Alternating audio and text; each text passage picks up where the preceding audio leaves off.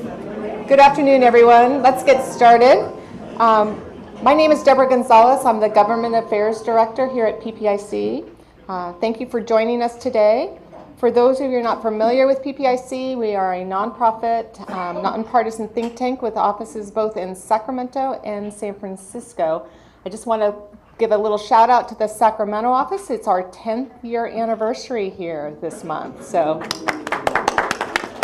that's 10 years of beer bread and salad and all the fun thinking that we do here. So we're really happy to be here. For today's program, we're going to hear from PPIC researcher Eric McGhee, who will present findings from a new report, California's Missing Voters, Who is Not Voting and Why. You should have received a copy of the report on your chair.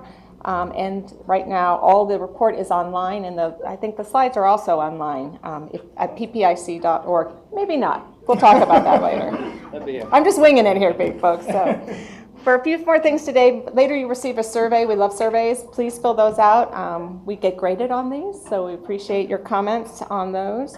I'd also like to bring to your attention an event that's taking place in San Francisco 1 week from today on July 28th called Building Bay Area Drought Resilience, featuring a panel of speakers from Livermore Mayor John Marchand and a panel discussion moderated by KQED Lauren Sumner. Registration is still open, or you can watch the event online. You can find out more information about the event on ppic.org. And please turn off your cell phones while Eric goes through his presentation. While everyone today is fixated on elections, particularly on the presidential race, this obsession may be distracting people from something closer and more important here at home. The reality is next year, California's mid-year term elections has the potential to affect California in tremendous ways and may affect the trajectory of the state for the next decade. This is because next year, 4 statewide offices have termed out members: the governor, life governor, the lieutenant governor, superintendent of public instruction, and insurance commissioner. Let's just focus on the governorship for a minute. It's not just that we'll have a new governor. Governor Brown has been here for most of my life in one office or another, which I'm not going to tell you how long because that would reflect my age. At the local level, he was a mayor, a community college trustee. At the statewide level, he's been a secretary of state, the attorney general, and the governor twice. So no matter how you feel about Jerry Brown and his leadership style, things are going to change. You often hear the phrase that voting is a cornerstone of democracy. That sounds very abstract, and certainly to young people, that's very abstract. The reality is that the governor and other elected bodies throughout the state affect every aspect of our life. Voting citizens give people a choice on who will represent them on important issues like education reform, infrastructure, taxes, all sorts of things. The list goes on and on. And in California, because we have direct democracy through the initiative process, we also let voters decide on some really important issues at the ballot. So the importance of voter participation can't be understated, and reports like these are very important. With like that, I'd like to invite Eric McGhee up to speak. Thank you, Deborah. So as Deborah has been saying, we want to kind of turn your attention a little bit toward what's coming up in the future, because we just had an election that actually where the turnout was reasonably successful, and as I'll show you, that's actually not too far out of line with what we have seen over quite a long period of time in California in presidential elections. But we actually have had a number of elections, including actually the 2012 presidential election, but especially the 2014 midterm, where turnout was especially disappointing. And so I think that it's important to keep this conversation going about turnout and what's been happening in terms of long-term turnout in the state. So in this presentation, I'm just going to go over this report that just came out, where we look at the causes of low turnout and then some possible ways that we might turn it around. So that'll go through first looking at trends in participation, the long-term trends. That's going to be largely a recap of a report that I released last year, I guess it was, early last year. And then go into some of the possible causes, specifically some demographic causes of these trends, which is the sort of meat of this report, and then look at some of the potential policy solutions that we might think about adopting or pursuing given what we know about those potential causes. So first, we've got to separate voting into its two constituent parts. In the United States in particular, there's a clear distinction between registering to vote, which just is where you attest to the state that you're eligible, and then actually casting a ballot. And in California, registration is falling, but really only compared to other states.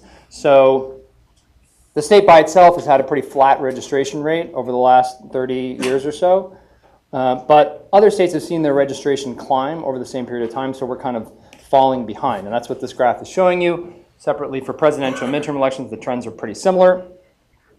But as you can see, all the way since 1980, in the 80s and the early 90s, we used to have actually better, so that zero line is the rest of the country. We actually used to have slightly better registration rates than the rest of the country, and now they're slightly worse. So one question is, what's causing that?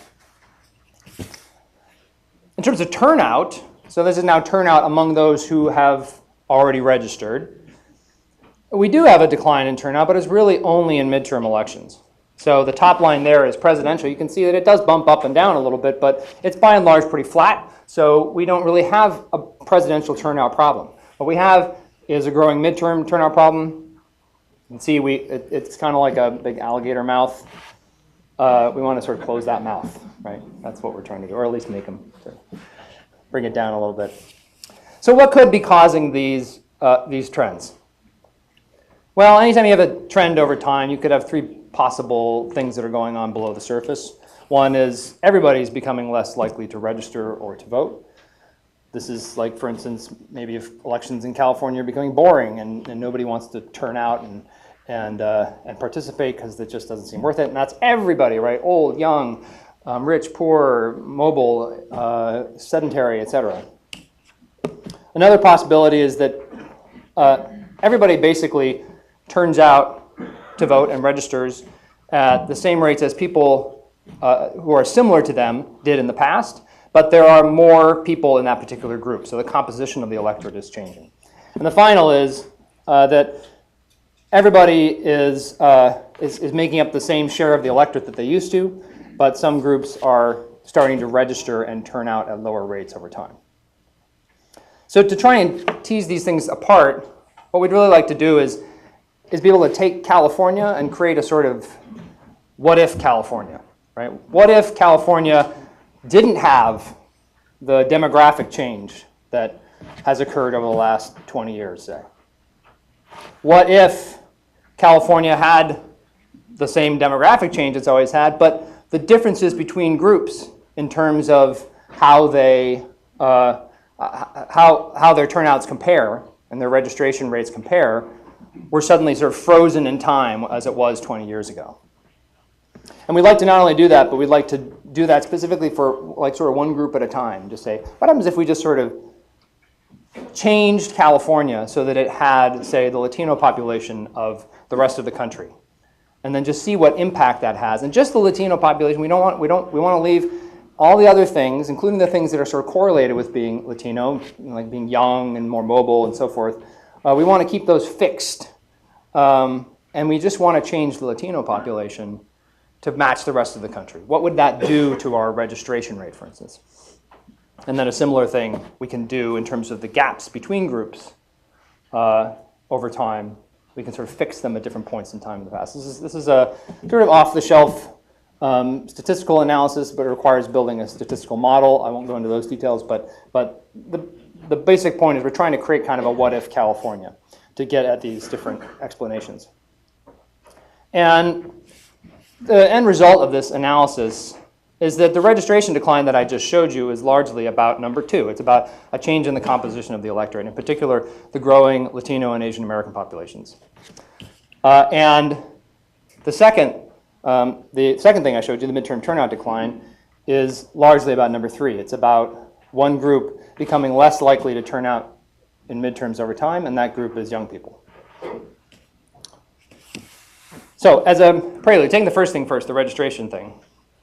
As a prelude, it's worth noting, everybody in this room probably is aware that California is diversifying, in particular that its Latino and Asian American populations are growing. What maybe people don't realize is that the pace of that change, especially as it relates to the electorate, is happening much faster in California than in other states. So this is just showing the Latino on the left and Asian American populations in the share that are eligible to vote in California versus the rest of the country. And you can see that in both cases, in the rest of the country, the share that's eligible is actually reasonably flat for a variety of reasons. In California, it is actually climbing, and so we're now matched. We used to be way behind among Latinos. Now we've caught up.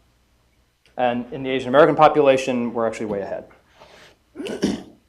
So we're actually changing faster. So what happens if we just sort of said, okay, hypothetical, imaginary California, where the Latino and Asian American populations match the rest of the country at every point along the way? What would that do to the registration shift that we saw earlier? It pulls it up quite a bit. So now, well, if it had completely eliminated it, we would see it, the red line, the blue line there is actual California. The red line is sort of our hypothetical California. If we had managed to completely explain the downward trend, then it would hit that zero line and just flatline out. So it doesn't explain everything, but explains a fair chunk, and it is by far the largest demographic factor that contributes to this downward decline. Now, one thing that actually isn't part of this particular counterfactual is a person's relationship to the immigrant experience, you might say. So there are Latinos and Asian Americans who are third, fourth, fifth generation Americans. There are also many who are either immigrants themselves or the children of immigrants. And so the question is, does that matter for this particular estimate? And the answer is yes, it matters quite a bit. So it's not just being Latino and Asian American, it's being Latino and Asian American and being connected to that immigrant experience. It's those first and second generation Latinos and Asian Americans who have the lower registration rates. Now, the point here is not that California is doing a particularly bad job at registering these communities. In fact, it does about as good a job as other states. But, and it's not that their registration rates are actually declining over time. It's that their registration rates, in fact, they're actually climbing, but their registration rates are persistently lower than for non-Hispanic whites and African Americans. And as they become a larger share of the electorate, it pulls that registration rate down compared to other states. Actually, I'll leave you there so that you don't get confused. Okay, so the other question was midterms. What's going on with midterms? And the story is different here. As you might imagine, like it seems hard to imagine that a compositional change would explain a midterm-only decline because people are still turning out for presidential elections. And so it turns out it is true, and this is really, as I said, a sort of number 3 explanation where a particular group is becoming less likely to turn out over time, and that group in this case is young people. And so what I did was again, entering sort of magical hypothetical land, I said, what would happen if young people are always less likely than the elderly to turn out to vote in every election, especially in midterm elections.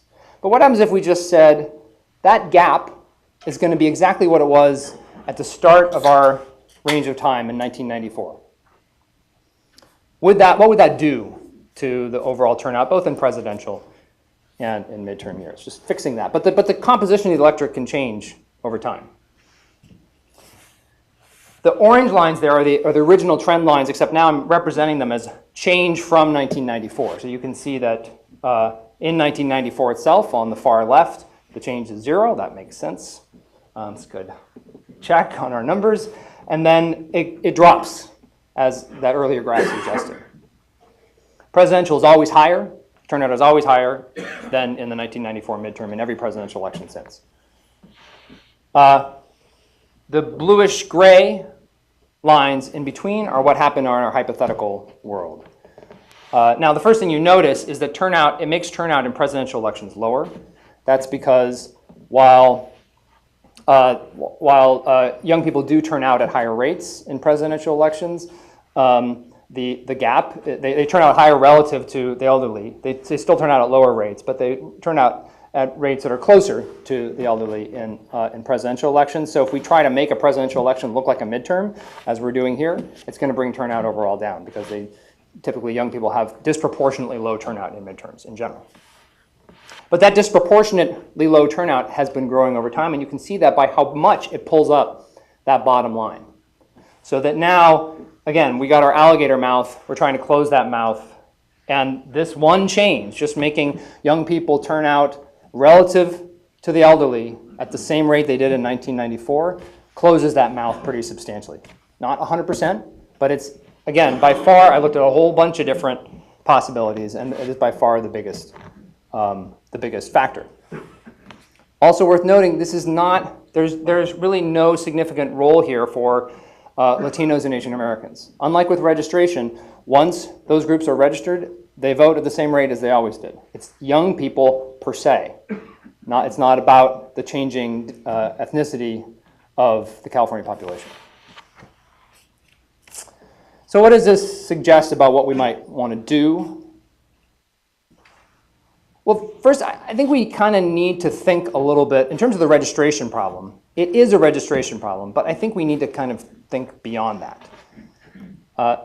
And that's because California has actually passed a lot of laws to make it very easy to register to vote. In recent years, we've gone the opposite direction of a lot of states across the country. So we now have online registration. We have pre-registration for 16 and 17-year-olds. We have conditional registration where you can register up to and including election day. We have automated voter registration where you're defaulted into registration at the DMV, hopefully. In each of these cases, there are some particulars about the reforms that we have where there could be tweaks to make them work better, but they are definitely moving in that direction to make registration as easy as possible. And so I did a report with Mindy Romero last year where we looked at the potential for the last one, automated voter registration in particular. If it's implemented in the best way possible, it could largely eliminate some of these gaps, right? So we could see a big part of that lower Latino and Asian American registration rate disappear as a result of this reform. But to say that solves the problem assumes that the only reason why people don't register is because it's hard to register. And I think there is some of that. But to a large extent, people who don't register are also disengaged for a variety of reasons. And so we want to make sure that now we think more about mobilization, because once they're on the rolls, they're going to vote at lower rates. And we want to try and get those rates up. And so there's going to be a lot of work that's going to need to be done to reach out to these communities and to encourage them to become part of the political process in this most basic sense. And there are some thoughts in the report on better and worse ways to do that, but that's the bottom line. In terms of the turnout, the midterm turnout issue, what we're seeing here is inconsistency, right? These young people are continuing to show up for presidential elections. They're just not voting in the following midterm. So that suggests one possible solution is just to really aggressively target young people who voted in the last presidential election, make sure that they continue to show up, because there's no reason why they shouldn't. They've been engaged enough to show up in the past. So what else besides that? Well, in the report, I suggest one possibility, which is that vote by mail seems to make people more consistent voters than they would be otherwise. And the evidence for this is from the actual registration file from Political Data Incorporated. And what I've done here is take the first time that somebody registered to vote. Consider them kind of new to the process. And then you've got age along the horizontal axis here. And the gap between that orange line, just focus on the orange line for a moment. The gap between that orange line and that flat line at 0 is the difference between somebody who is registered for the first time, their turnout rate, and somebody who is of the same age but was already registered before that election. So you can think of it as sort of the first-time registrant boost. And you can see for young people, it's enormous. It's like 23 points. Huge difference. And then in subsequent elections, for that same group of people who was registered for the first time, now we're going to later elections for them. And that's that dark blue line down there. They fall much more in line with other people of the same age. So they lose that initial boost. And the same thing happens in presidential and midterm elections. But this is what the same graph looks like for vote by mail registrants. Same boost in the first election, that orange line, but the drop-off is a lot less substantial. Now, there are reasons to be cautious about this as a sort of causal idea, right? That, it's vote by mail is making people more consistent voters. And I address some of those potential confounds in the report, but I think that it's likely that some of this is an effective vote by mail, and that will remain even if you were able to control for all the other things that might explain it. So it suggests maybe vote by mail might be one way to address some of these issues. As it turns out, California is experimenting with moving to an all vote by mail system, this SB 450 bill, that would basically send everybody a vote by mail ballot by default, and they could return it in a variety of different ways. That could potentially make a difference. It'll be interesting to see. There are a handful of counties that are going to be implementing this reform in the next election, and we should keep monitoring it to see if this consistency effect actually emerges. But it's one thing to be watching for as we see that reform roll out. And that's it. Thank you very much.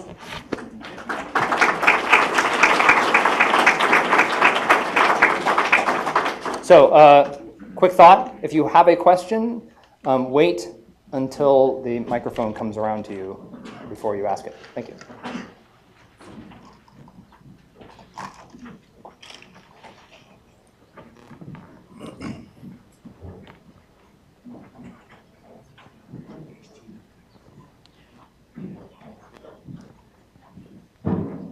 Eric, a couple of other factors I ask you to comment on. One is that the possible disaffection causes. You mentioned disengagement problems. Is it a lack, do you think, of contest? I mean, boredom, essentially. Is that a factor? Number one. Number two, have you studied the fall off of voting even in presidential years between the top of the ticket races like for president and the down ballot contest? And thirdly, what about local elections where turnout is abysmally low? I mean, read down in the teens and something like that. So those are just three other factors, and if you have any thoughts on those. Yeah, so the first is maybe people are just getting bored, and that's certainly very possible. I to the best of my ability, I tried to account for that in this the modeling that I did.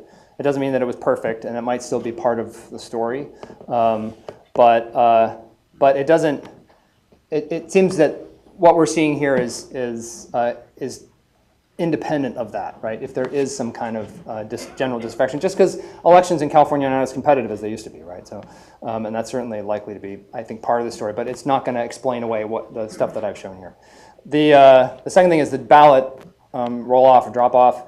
I have not looked at that, but it certainly does happen, no doubt about it. I don't know if it's gotten worse over time, but it certainly is another factor. And then the local elections, well, you know, we're going to be for a lot of those races, we'll be consolidating in the future with fall elections, and I think that would address a lot of the issue. You'll still see, for those races, you'll still see a lot of ballot roll-off, drop-off. So it won't, you know, just because people are not as interested in local races. But there was actually a PPIC report about 14, 15 years ago that looked at the local election issue, and they concluded that a big chunk of that was just the timing of those elections, and having them coincident with federal elections would help a lot. And I think because the state is moving, if you're a city of a certain size that has had a certain level of turnout in the past, then you have to switch in the future to a fall election. And so it'll be, I think that'll address a lot of that problem for those cities.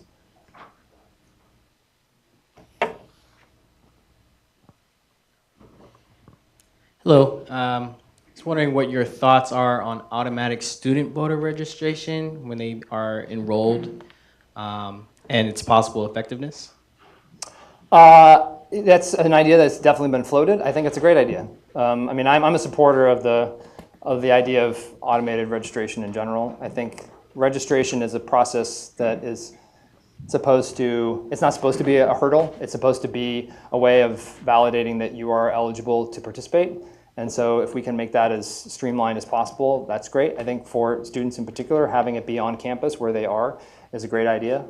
And I think there are some efforts to explore that idea. I think we should look into it for sure.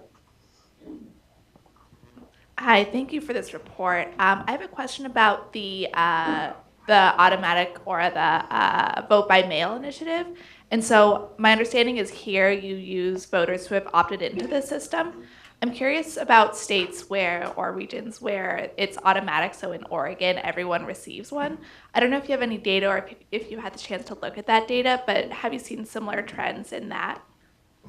I have not looked specifically at those trends in the states that are all vote by mail. The system that I mentioned at the end that at least some counties so far are moving to would be a system where everybody gets a vote by mail ballot by default. The only way it differs from a place like Oregon, say, is that Oregon has no manned, offices where they do. You can technically take it to your registrar if you want to, but the system that these counties are adopting here has vote centers, they call them. Instead of having polling places, a bunch of polling places staffed by your grandmother, they're going to have vote centers that are larger and fewer in number.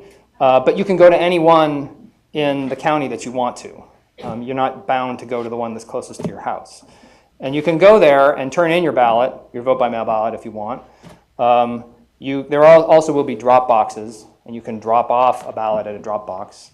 And then you can also go to the vote center, because the vote centers will be connected to other vote centers by the internet. You can go to the vote center and say, I want you to print out a new ballot for me, because I lost my old one, and they can confirm whether you have already voted or not somewhere else.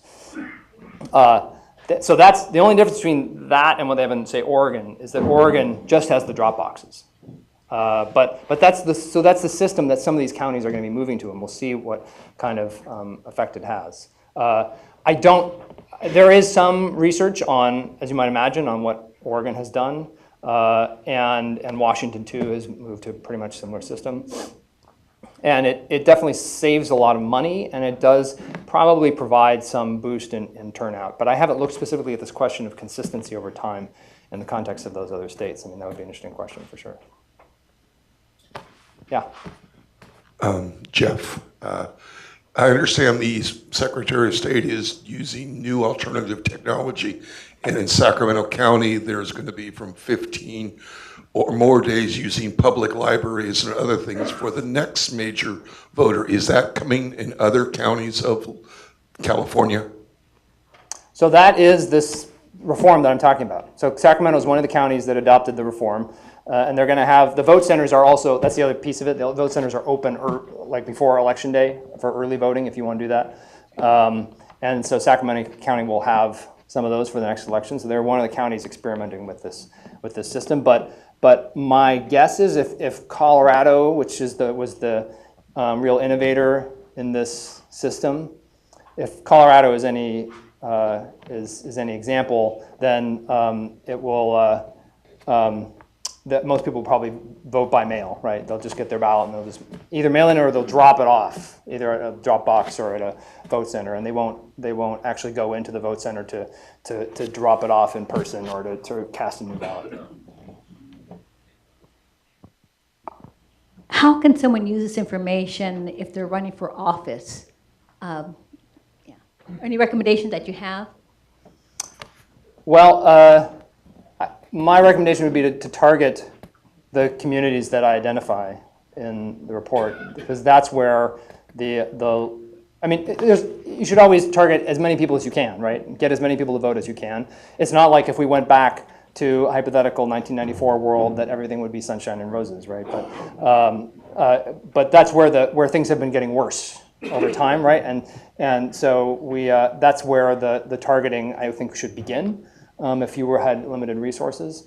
There's also, I mean, there's research in the case of registering the Latino and Asian American communities. There's research that shows that the best way to do that is not sort of with a sort of dropping down from an airplane 30,000 feet, but being sort of embedded in that community, having people who are preferably from that community doing the mobilization and doing it in person, right? Going knocking on doors, talking to people. That's by far the most effective way to register people and to get them to vote.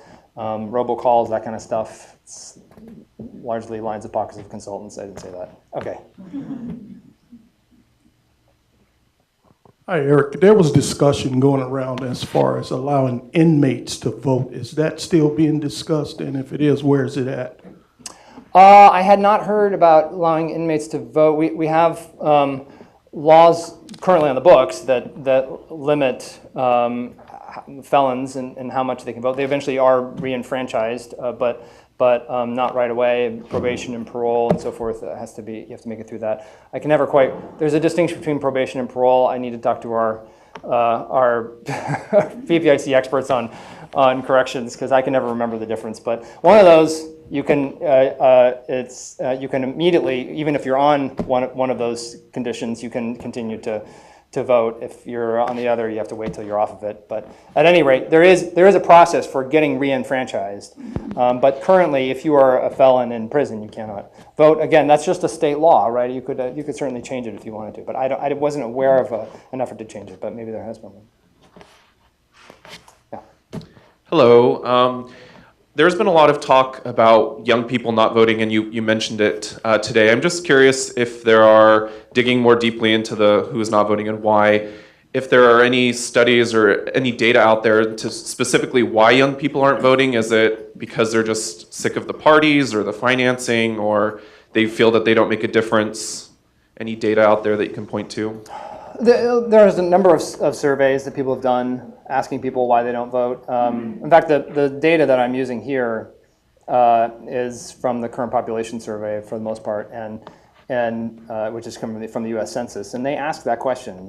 But the part that I'm a little hesitant about with those kinds of studies is that you're only asking the people who didn't vote, right? Instead of asking also everybody, and then seeing if people who vote and don't vote differ on those questions. I think that would be the better way to do it, because people can be reasonably good about identifying a reason why they don't do something or do something, but if you get somebody on the phone and you ask them why didn't you vote, they may just be like, I just want to get this person off the phone, right? I mean, that's definitely, you talk to anybody who does polling and they will tell you that's a phenomenon. So, but I mean, the answers that people give are by and large the things that you might imagine, that that they're too busy, that they don't think their vote matters, and I believe that all those things are probably true. I just don't know exactly how important they are. It's a tough question to get at. So.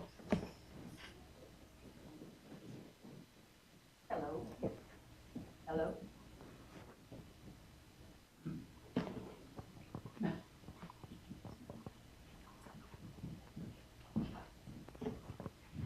Technological malfunction.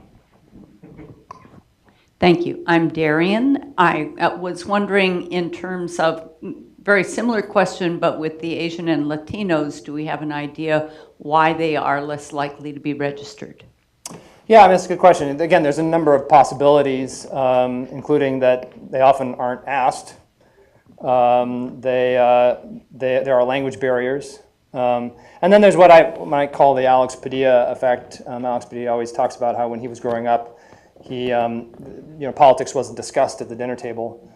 And so, there's that sense of being connected to a larger network of politically active people that maybe is harder to come by if you're newer to the country than if you have been here through multiple generations. So, but those are just possibilities. I didn't look at that question specifically in the report. Hi, Paula Lee. If the question is who's not voting and why, I think there's a lot deeper look that is needed here, and it goes beyond your report, but what I'm raising here. But I think we could ask the Democrats who live in Congressional District 4, Tom McClintock's district, or the Republicans who live in a Bay Area district, why they're not voting. It's because they're not represented. And I'm using this as a way to tell you that you can look up the Fair Representation Act that was just introduced into Congress last week or 2 weeks ago. And it solves that problem by electing more than one person per district. It solves the whole winner-take-all system that creates all this apathy.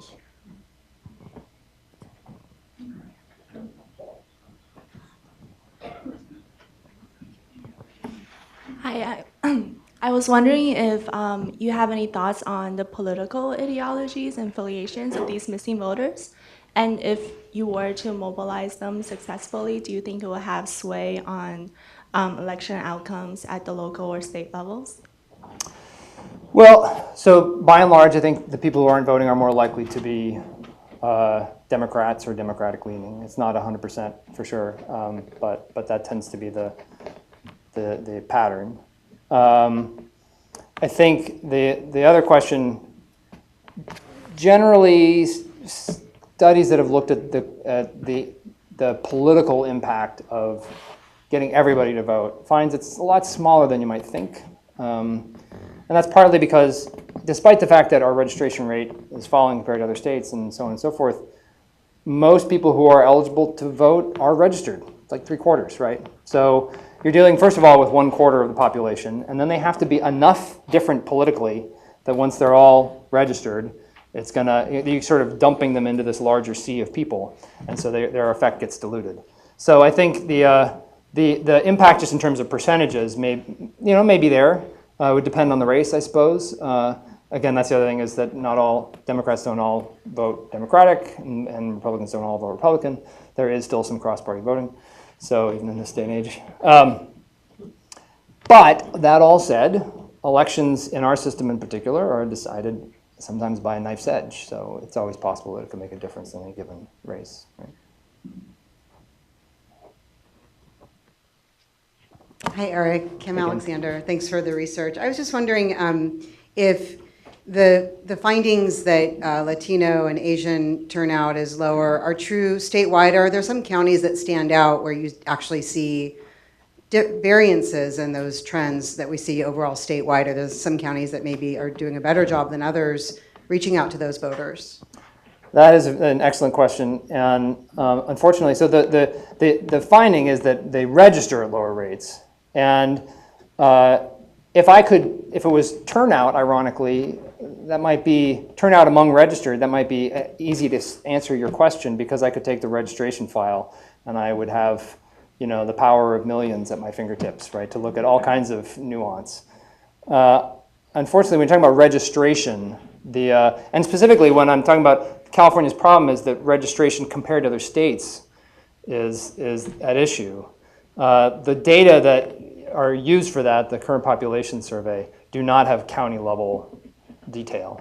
There's just not enough respondents into the survey, even though there are a lot as these things go. It's still not enough. So that is a question I would love to have the answer to. It's possible that, munging enough PPIC statewide surveys together, you could get at it. I'm not sure, but it's kind of a data issue right now. But it's definitely I think it's an excellent question that I would love to try and get the answer to.